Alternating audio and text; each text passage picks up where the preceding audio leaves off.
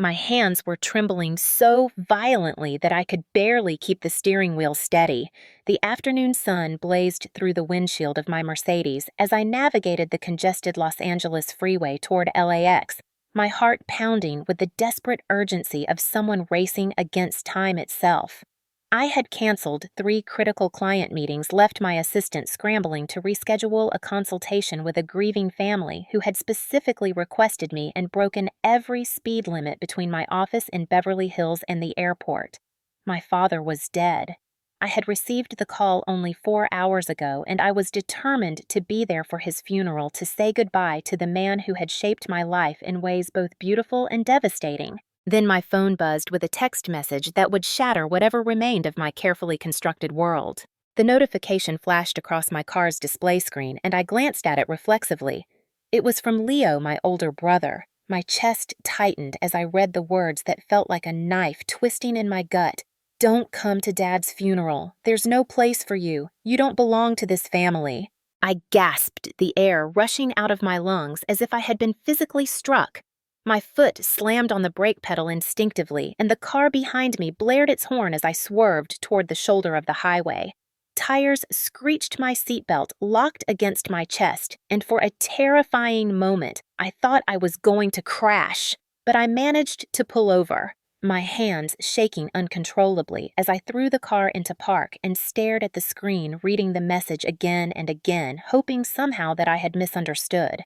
"Don't come to Dad's funeral. There's no place for you. You don't belong to this family." The words blurred as tears welled up in my eyes. I sat there on the side of the freeway, watching cars zoom past in a cacophony of noise and motion, feeling more alone than I had ever felt in my entire life. This was my brother, the boy I had grown up with, protected, defended, and yes, even enabled for far too many years. This was the man I had poured hundreds of thousands of dollars into supporting, the same man whose wedding I had funded when he couldn't afford the venue. His fiancée demanded, the same man whose credit card bills I had quietly paid when Dad couldn't. And now he was telling me I didn't belong at my own father's funeral. If you're hearing this story and you can relate to feeling unwanted in your own family, if you've ever been told you don't belong, please hit that like button and subscribe to this channel. Drop a comment below sharing your own experience, because you are not alone and your story matters. Now let me take you back to where this nightmare really began. 3 years ago, I was a different person. Well, not entirely different, but I hadn't yet fully understood the toxic web. I was caught in the invisible threads that bound me to a family that took everything and gave nothing in return. I had just celebrated the 10th anniversary of Morrison Memorial Services, the funeral home empire I had built from absolutely nothing. When I say nothing, I mean it. I started with a $15,000 loan from a credit union, a second-hand hearse I bought off Craigslist, and a tiny rented space in a strip mall in Glendale that smelled perpetually of stale coffee and mothballs. Growing up, I was never the golden child. That honor belonged exclusively to Leo, my older brother by 3 years, the one who could do no wrong in our father's eyes. William Vance.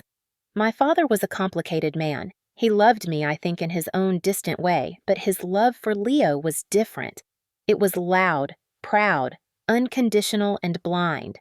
Leo was the son who would carry on the family name, the son who would make something of himself, the son who deserved every advantage and opportunity. I was just Eleanor, the daughter who tried too hard, who asked too many questions, who never quite fit the mold of what a Vance daughter should be. My mother died when I was 12, a sudden aneurysm that took her in the middle of folding laundry on a Sunday afternoon. After that, Dad remarried within 2 years to a woman named Christine, who was polite but indifferent, more interested in Dad's pension and comfortable lifestyle than in being a mother to his children. Leo, already a teenager with a sense of entitlement that would only grow more pronounced over the years, became Dad's entire world. Dad paid for Leo's college at USC, covered his apartment rent in a trendy neighborhood near campus, bought him a new car for graduation, and even funded a disastrous business venture that collapsed within 8 months. Me. I got a congratulations card when I graduated from community college with an associate's degree in business administration. I worked 3 jobs to pay for those classes, sleeping 4 hours a night, living in a studio apartment that had cockroaches and a heater that only worked intermittently. but I was determined. I was going to prove that I was worth something, that I could build a life that mattered. The funeral industry wasn't my first choice. Actually, it wasn't even on my radar until I attended the funeral of my college roommate's grandmother and witnessed the profound impact that a well-organized, compassionate service could have on a grieving family.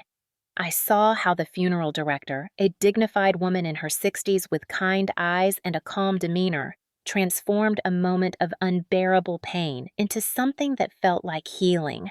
She knew exactly what to say, exactly how to guide the family through the process, exactly how to honor the deceased with dignity and grace. I was fascinated. I enrolled in mortuary school while still working full-time at a call center. The coursework was intense, the licensing requirements were rigorous, and the emotional toll of the work was something I hadn't fully anticipated. But I loved it. I loved being able to help people during the worst moments of their lives. I loved the meticulous planning, the attention to detail, the way a beautiful funeral could serve as a final act of love. And I discovered I had a talent for it. Morrison Memorial Services started small, but I had a vision. I wanted to create funeral homes that felt less like sterile institutions and more like sanctuaries, places where families could gather, grieve, and celebrate the lives of those they had lost. I focused on personalization, on treating every client like they were the most important person in the world. I hired staff who genuinely cared, who understood that our job wasn't just about logistics and paperwork, but about holding space for people's pain and helping them find their way through it.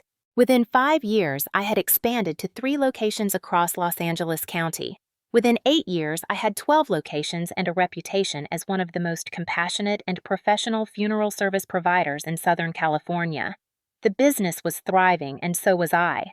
I had a beautiful condo in Santa Monica, a wardrobe that reflected my success, and a sense of pride that came from knowing I had built something meaningful with my own hands. But here's what nobody knew, what I had hidden behind my polished exterior and confident smile.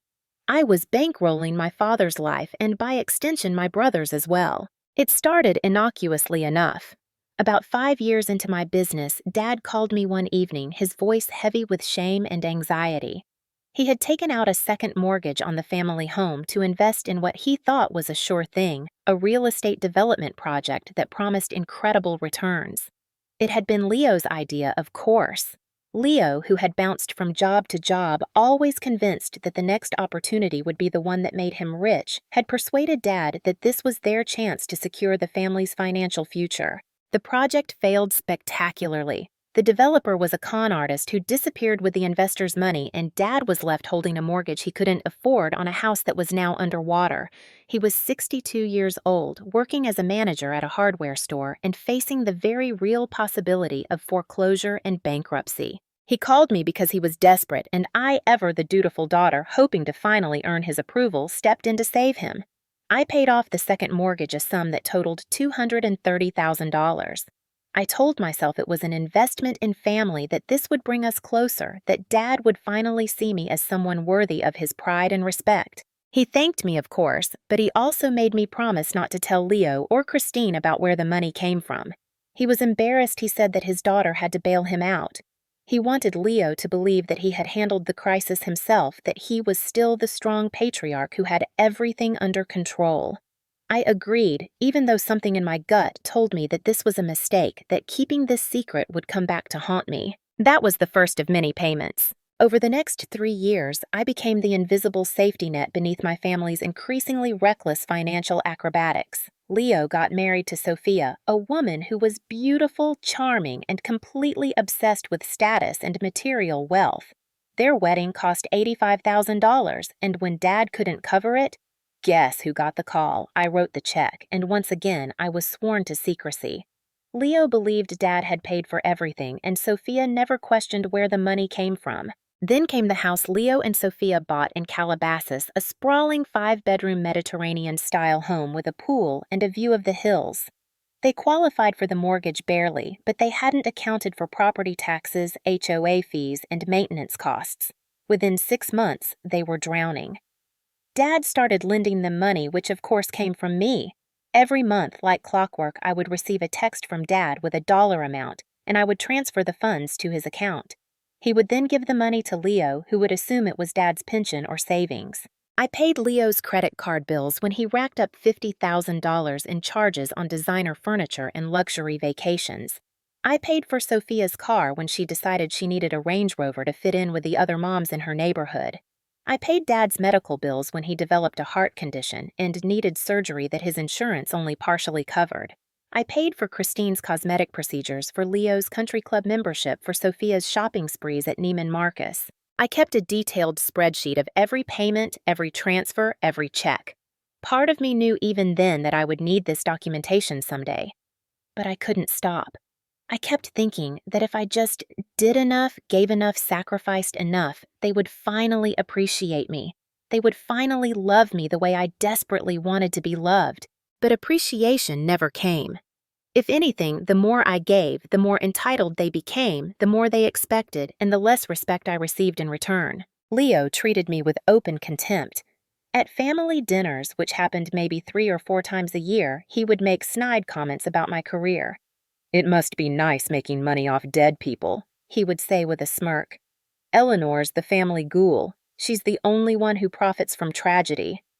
Everyone would laugh uncomfortably, and I would force a smile, pretending his words didn't slice through me like shards of glass. Sophia was worse in some ways because her disdain was more subtle, more insidious. She would compliment me with backhanded remarks, tell me how admirable it was that I worked so hard since I didn't have a husband or children to focus on, suggest that maybe if I dressed a bit more femininely, I might attract a man. She treated me like a spinster aunt who existed on the periphery of the real family, the one she and Leo were building together. Dad tried to play peacemaker, but in reality he enabled all of it. Whenever I would try to address Leo's behavior or set boundaries around the money I was giving Dad would pull me aside and tell me to be patient, to understand that Leo was under a lot of stress, that Sophia came from a wealthy family and had certain expectations. He would remind me that family sticks together, that we take care of our own, and that I was in a position to help while Leo was still finding his way. Leo was 38 years old. He had been finding his way for 2 decades. The breaking point came 3 months before Dad died, though I didn't realize it was the beginning of the end at the time. I had driven out to Calabasas for a rare family lunch at Leo and Sophia's house. It was a Saturday afternoon, one of those perfect Southern California days where the sky was impossibly blue and the air smelled like jasmine and freshly cut grass. I had brought pastries from a bakery in Santa Monica that I knew Dad loved, and I was actually feeling hopeful. Maybe today would be different. Maybe today we could just be a normal family enjoying each other's company. But within 15 minutes of arriving, I overheard Leo and Sophia arguing in their bedroom, and my name came up. I was standing in the hallway about to knock and ask if they needed help with anything when I heard Sophia's voice dripping with venom. "I don't know why you invited her. She's so depressing. Always alone, always working. It's like she doesn't know how to have a normal life." Leo laughed a cruel sound that made my stomach turn. "She's useful, though. Dad says she's doing well with her little funeral business. Maybe we can hit her up for that vacation fund we've been talking about. Bora Bora doesn't pay for itself." "Oh my God, yes! She owes us anyway after all the family events she's missed because of work.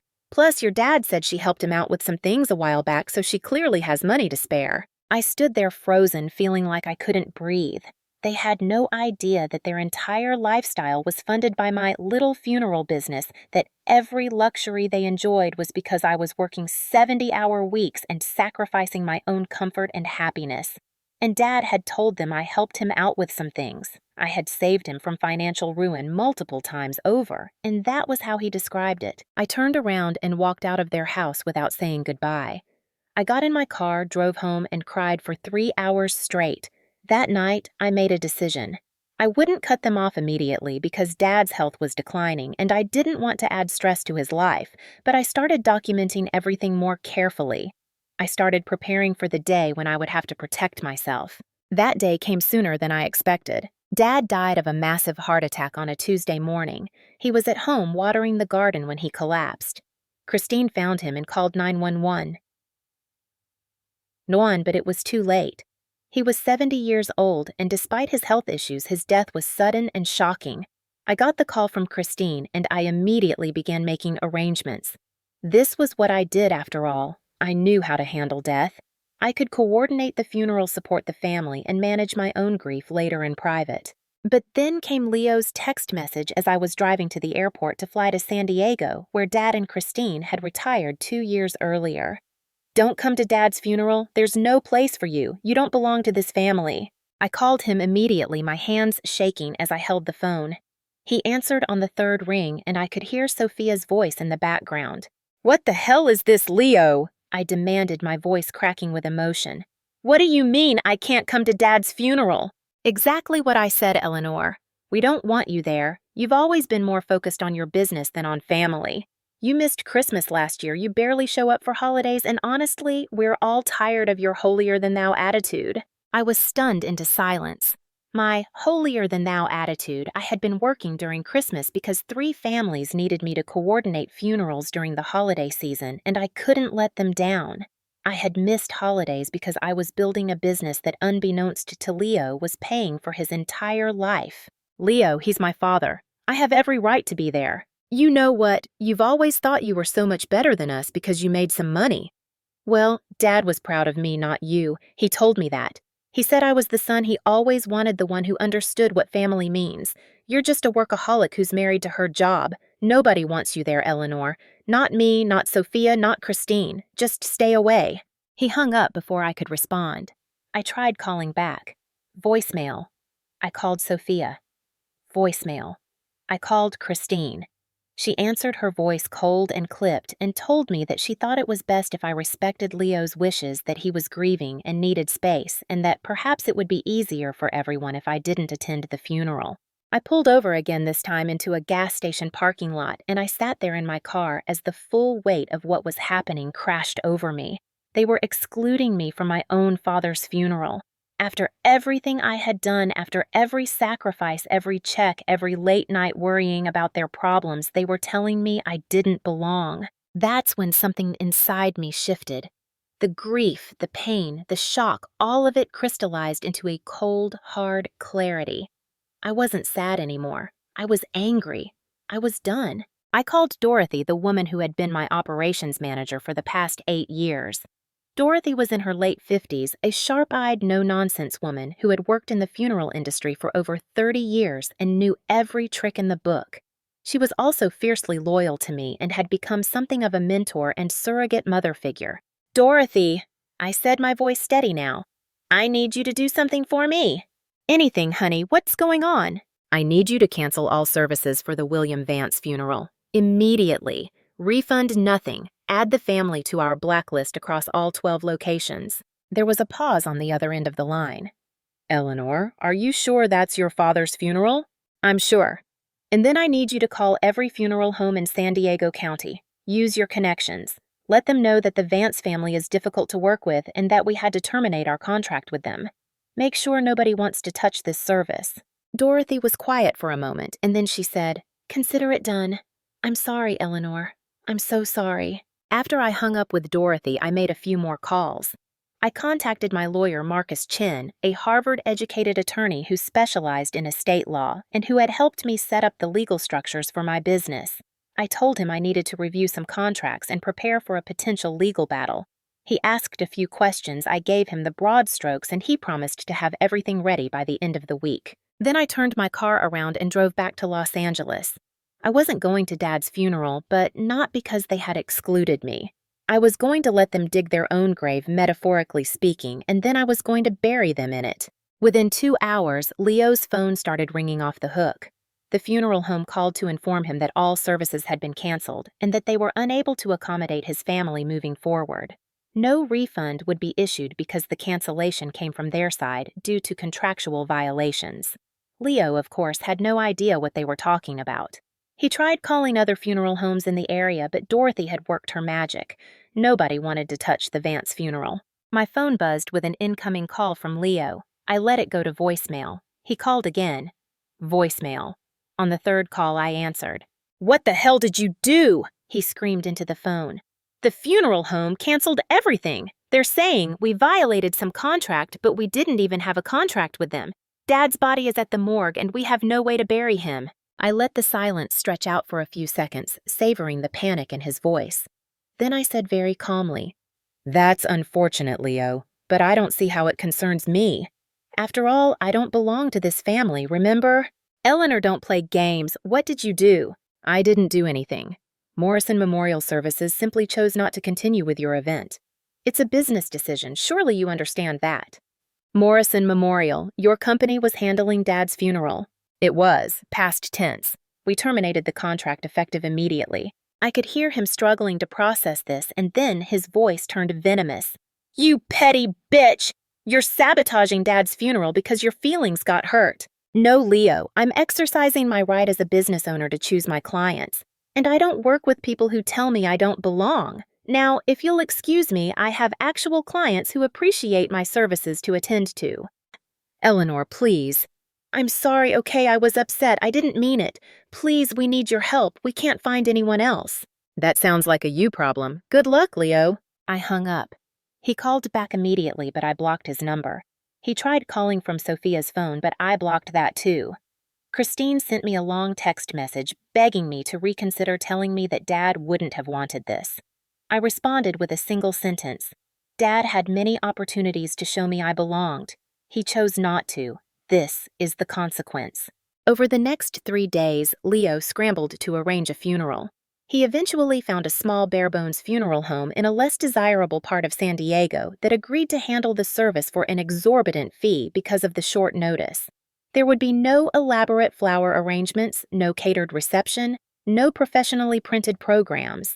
It was going to be a bare-bones affair, and everyone would know it. I spent those 3 days making arrangements of my own. Marcus had reviewed the contracts and financial documents I had provided, and he confirmed what I already knew. Dad had signed a legally binding agreement with me 3 years ago, shortly after I paid off his second mortgage.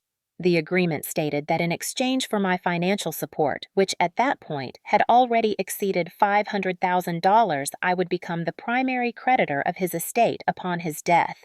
Any assets he left behind would first be used to repay my loans with interest calculated at a modest 5% per year. Dad had agreed to this because he was desperate and because he genuinely believed he would be able to pay me back eventually. He thought Leo would finally get his act together, that some opportunity would come along, that things would work out. They never did, of course, and the debt only grew larger. By the time Dad died, the total amount he owed me, including interest, was over $1.3 million. The house he lived in with Christine was worth maybe $600,000. He had a small life insurance policy of $50,000 and a pension that would now go to Christine. His estate, such as it was underwater. But there was more. Marcus discovered that Dad's will, which had been drafted 5 years ago before his financial troubles became severe, left everything to a trust for Leo and Sophia, with small bequests to Christine and a few other relatives. There was no mention of me in the will, not even a token amount or a personal item. I hadn't expected to be named, but seeing it in black and white still stung. However, because of the agreement I had with Dad, I was a secured creditor. That meant I had legal priority over the beneficiaries of the will. I could force the estate to sell assets to repay the debt, and if there was nothing left after that, too bad for Leo and Sophia. The day of the funeral arrived. I drove to San Diego that morning not to attend the service but to make my presence known. I wore a black Armani suit, elegant and understated, and I brought Marcus and Dorothy with me for moral support and as witnesses to what was about to unfold. The funeral was held at a dingy little chapel that looked like it hadn't been renovated since the 1970s. The carpet was stained, the lighting was harsh fluorescent, and there was a persistent smell of mildew. A handful of Dad's friends and co-workers had shown up, along with some distant relatives I barely recognized. Leo and Sophia were there, of course, both looking haggard and stressed. Christine was dressed in black, her face pale and drawn. I walked in 15 minutes after the service started, my heels clicking loudly on the linoleum floor. Every head turned to look at me, and I could see the shock and confusion rippling through the small crowd.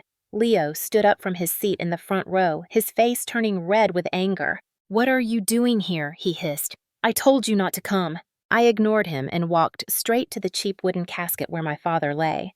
I looked down at his face, peaceful now in death, and I felt a complicated swirl of emotions. I had loved this man. I had wanted so desperately for him to love me back, to see me, to value me. but he had chosen to protect Leo's ego and Sophia's lifestyle over his relationship with me, and that choice had led us here. I placed a single white rose on the casket, something I had brought with me, and then I turned to address the room. I know most of you are wondering why I'm here after being explicitly uninvited by my brother. I'm not here to cause a scene or to disrespect my father's memory. I'm here because there are things that need to be said, truths that need to come to light, and I'm done hiding in the shadows to protect people who have never protected me. Leo stepped forward, his face contorted with rage. Eleanor, so help me God, if you embarrass this family! Embarrass this family? I laughed, a harsh sound that echoed in the small chapel. Leo, this family embarrassed itself a long time ago. I'm just here to set the record straight. Marcus stepped forward, calm and professional, and handed Leo a manila envelope. Mr. Vance, these are legal documents pertaining to your father's estate. You'll want to review them with your attorney. Leo snatched the envelope and tore it open, his eyes scanning the pages. I watched as the color drained from his face as confusion gave way to understanding, and then to horror. What is this? He whispered. This says Dad owed you over $1 million. That's impossible. It's very possible, Leo. In fact, it's documented down to the penny. 3 years ago, Dad signed an agreement with me in which I became his primary creditor. I've been paying his bills, your bills, Sophia's bills, and everyone else's bills for years. Every mortgage payment, every credit card bill, every luxury purchase, every vacation, every car, every country club membership. All of it came from me. Sophia gasped, her hand flying to her mouth. Christine looked like she was going to faint. The other attendees sat in stunned silence, and I could see some of them whispering to each other, trying to process what they were hearing. Leo was shaking his head in denial. No, Dad had money. He told me he had savings investments. He paid for my wedding. He helped us with the house. He paid for nothing, Leo. I paid for everything. Dad was broke. He had been broke for years. The second mortgage he took out on the family house, I paid that off. Your wedding, I funded it. Your house in Calabasas, I've been subsidizing your mortgage for 3 years. Every time Dad told you he was helping you, that money came from my bank account. You're lying, Sophia spat out, but her voice wavered with uncertainty. Dorothy stepped forward, holding a thick binder. I have copies of every transaction, every wire transfer, every check. Bank statements, invoices, receipts. All of it is documented and verified. Eleanor isn't lying. She's been your family's financial lifeline and you didn't even know it. Marcus cleared his throat and addressed Leo directly. Mr. Vance, because your father's estate is insolvent and your sister is a secured creditor, she has the legal right to force the sale of all assets to recover the debt owed to her. That includes the house in San Diego where your father and stepmother were living. The proceeds from that sale will go toward repaying Eleanor. After that, there will be nothing left for the beneficiaries named in the will. The chapel erupted into chaos. Christine started crying, loud heaving sobs that shook her entire body. Sophia was screaming at me, calling me heartless and cruel, demanding to know how I could do this to my own family.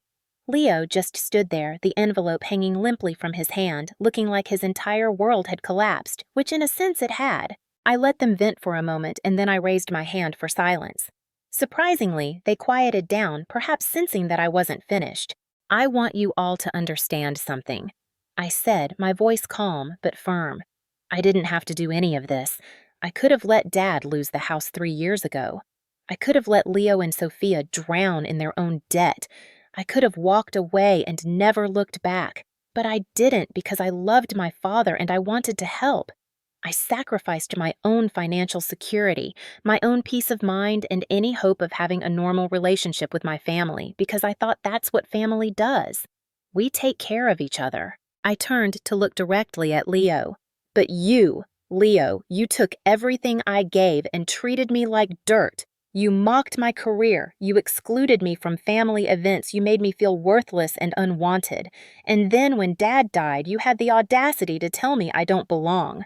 Well, congratulations. You finally made that a reality. Leo's eyes were glistening with tears now, and for the first time in my life, I saw something that looked like genuine remorse on his face. Eleanor, I didn't know. I swear to God I didn't know. If I had known... If you had known what? You would have treated me better, you would have been grateful, or would you have just asked for more money while continuing to treat me like a second-class citizen in my own family? He had no answer to that. The funeral ended in disarray. Most of the guests left quickly uncomfortable with the family drama they had just witnessed. Christine was taken away by a friend, still sobbing. Sophia glared at me with pure hatred as she stormed out, dragging Leo behind her. I stood there with Marcus and Dorothy, feeling exhausted but also strangely liberated. "Are you okay?" Dorothy asked, placing a gentle hand on my arm. "I will be," I said, and I meant it. Over the next several weeks, the legal process unfolded exactly as Marcus had predicted. The house in San Diego was sold, and the proceeds went toward repaying a portion of what Dad owed me. The life insurance policy was split between Christine and me, as creditors leaving nothing for Leo and Sophia. Dad's few remaining assets, including his car and some savings bonds, were liquidated. When all was said and done, I recovered about 40% of what I had lent over the years. The rest I wrote off as a loss, but I didn't care. This had never been about the money. Leo and Sophia's world fell apart in spectacular fashion. Without Dad's help, which they now understood had always been my help, they couldn't afford their lifestyle. They tried to sell the Calabasas house, but they were underwater on the mortgage and couldn't get out from under it. Sophia's Range Rover was repossessed. They had to pull their kids out of private school. Leo bounced from job to job, never able to hold anything down because he had never learned the value of hard work or humility. One night, about 3 months after the funeral, I received a call from an unknown number. Against my better judgment, I answered. It was Leo. "Eleanor, sir," he said, and his voice was different, quieter, humbled. "I know you probably don't want to hear from me, but I need to talk to you, please." I almost hung up, but something in his tone made me pause. "What do you want, Leo?"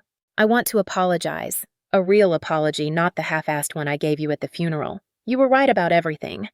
I was a terrible brother. I took advantage of you and Dad. I let Sophia's materialism corrupt our family, and I said unforgivable things to you. I don't expect you to forgive me, but I need you to know that I'm sorry. I'm truly, deeply sorry." I sat down on my couch, suddenly feeling very tired. "Why now, Leo?" "Why call me now?" "Because I lost everything, and in losing everything, I finally saw what really mattered. I've been going to therapy. I've been trying to understand why I became the person I became, and I've realized that I spent my whole life being handed things I didn't earn, and it made me weak and entitled and cruel. You built something real, Eleanor. You worked for everything you have, and instead of being proud of you, I resented you for it. I was jealous of your strength and your success, and I handled it in the worst possible way. I didn't know what to say. This was the most honest Leo had ever been with me, and I didn't trust it completely, but I also couldn't ignore the sincerity in his voice. "What do you want from me?" I asked. "Nothing," he said quickly. "I don't want money, I don't want help. I just want a chance to prove to you that I can change. I don't know if we can ever have a real relationship again, but I'd like to try, if you're willing." I thought about it for a long time, sitting there in the quiet of my condo, listening to the sound of Leo's breathing on the other end of the line. Part of me wanted to hang up and never speak to him again. He had hurt me more than anyone else in my life, and the scars he left would probably never fully heal. But another part of me, the part that still remembered the brother he was before the entitlement and the cruelty took over, wondered if people could really change. "Leo," I said finally, "I'm not ready to forgive you. I don't know if I ever will be, but I'm willing to give you a chance to prove that you're serious about changing. Not for me, but for yourself." "Thank you," he whispered. "That's more than I deserve." I hung up and sat in the darkness for a while, thinking about everything that had happened, everything I had lost and everything I had gained. I had lost my father, lost the illusion of a happy family, lost over $500,000, but I had gained something far more valuable. My self-respect. I had finally learned to value myself enough to walk away from people who didn't value me, to set boundaries even when it was painful, and to refuse to let anyone diminish my worth. A few days later, I received another call, this time from Sophia. I almost didn't answer, but curiosity got the better of me. "Eleanor," she said, and I could tell she had been crying. "I need to talk to you about Leo." "What about him?" "He's changed. I know you probably don't believe me, but he really has. He's working 2 jobs, he's going to therapy, He's trying so hard to be better, and I've been doing a lot of thinking too, about the kind of person I became, about what I valued and what I should have valued. I'm ashamed of how I treated you. Sophia, please, just let me say this. I was awful to you. I was petty and materialistic, and I looked down on you because I thought your job was morbid. But the truth is, you were helping people, and I was just consuming. You were building something meaningful, and I was obsessed with status and appearances. I'm sorry, Eleanor. I'm so sorry. I didn't respond immediately. I let her words hang in the air, processing them. Finally, I said, I appreciate your apology, Sophia, but words are easy. Actions are what matter. I know, she said. That's why I wanted to ask you something. Leo is too proud to ask himself, but we could really use some guidance. Not money, she added quickly. We're not asking for money, but maybe if you're willing, you could give Leo a job at one of your funeral homes. He needs to learn what real work is, what it means to serve people, and to earn his own way. And I think working for you, seeing what you've built and how hard you work, might be the best thing for him. I was stunned. This was the last thing I had expected. You want me to hire Leo? I know it's a lot to ask. I know we don't deserve it. But I think it could save him, Eleanor. It could save us. I told her I would think about it, and I did. I thought about it for 2 weeks straight, weighing the risks and the potential rewards. Finally, I made a decision. I called Leo and offered him a position as a custodial assistant at one of my smaller funeral homes in East Los Angeles. The job paid $15 an hour, and his responsibilities would include cleaning the facilities, helping with basic maintenance, and assisting the staff with whatever they needed. It was grunt work, the kind of work Leo had never done in his life. To my surprise, he accepted immediately. Thank you, he said, his voice thick with emotion. I won't let you down, I promise. Don't make promises you can't keep, Leo. Just show up and do the work. And he did. For the first few weeks, I watched him from a distance, waiting for him to quit, or to complain, or to revert to his old entitled self. But he didn't. He showed up every day on time. He did whatever was asked of him without complaint, and slowly I began to see a different person emerge.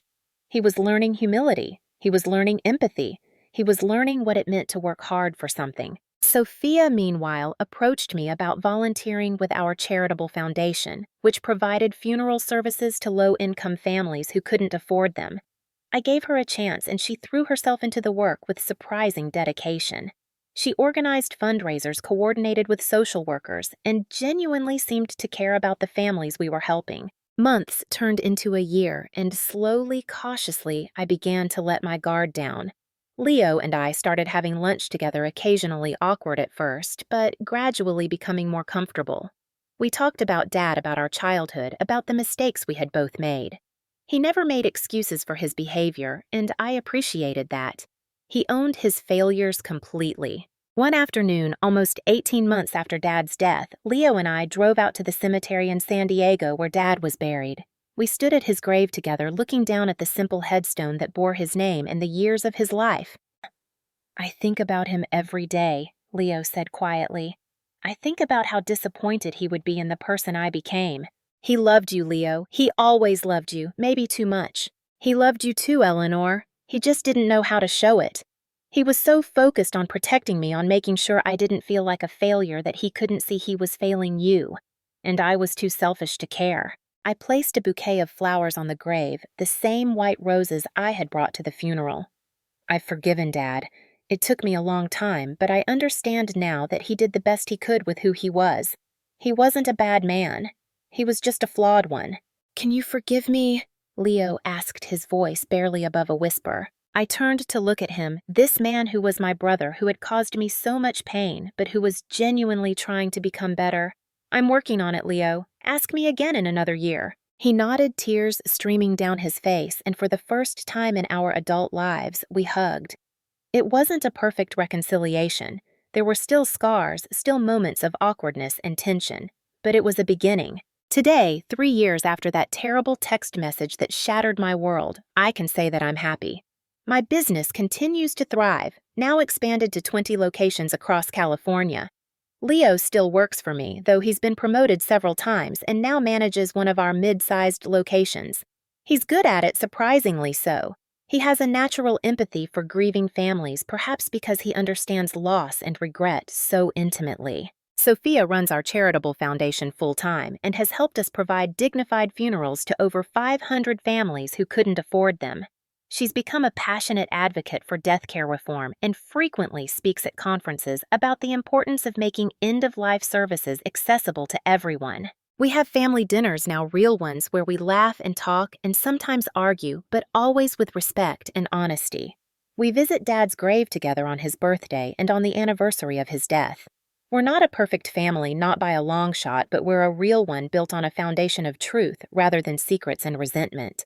Sometimes I think about what would have happened if I hadn't fought back that day, if I had just accepted Leo's rejection and faded quietly into the background.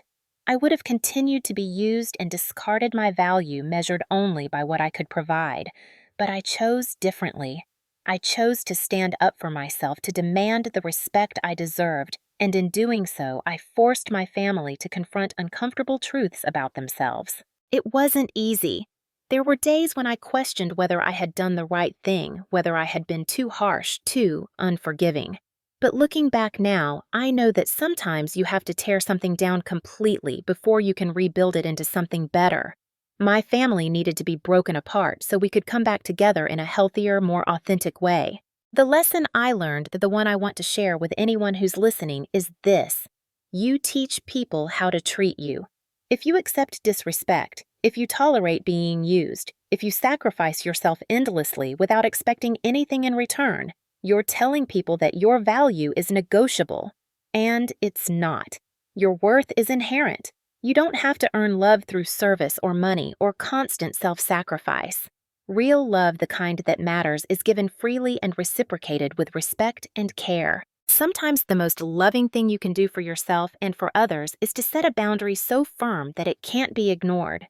Sometimes you have to be willing to lose everything to discover what truly matters, and sometimes the family you rebuild from the ashes of the old one is stronger and more beautiful than anything that came before. So here's my question for you. Have you ever had to make the devastating choice between keeping the peace and honoring your own worth? Have you been the invisible backbone of your family, unappreciated and taken for granted? What would you do in my situation? Would you have fought back, or would you have walked away completely? Drop your thoughts in the comments below. Your story might help someone else who's struggling with the same impossible choice. And if this story resonated with you, please hit that like button and subscribe to this channel. Share this with someone who needs to hear that it's okay to put yourself first. Sometimes that self-respect isn't selfish and that you deserve to be valued. Remember, sometimes to build something beautiful, you have to be willing to tear down what's broken. Don't be afraid to do what needs to be done, even when it's the hardest thing you've ever faced.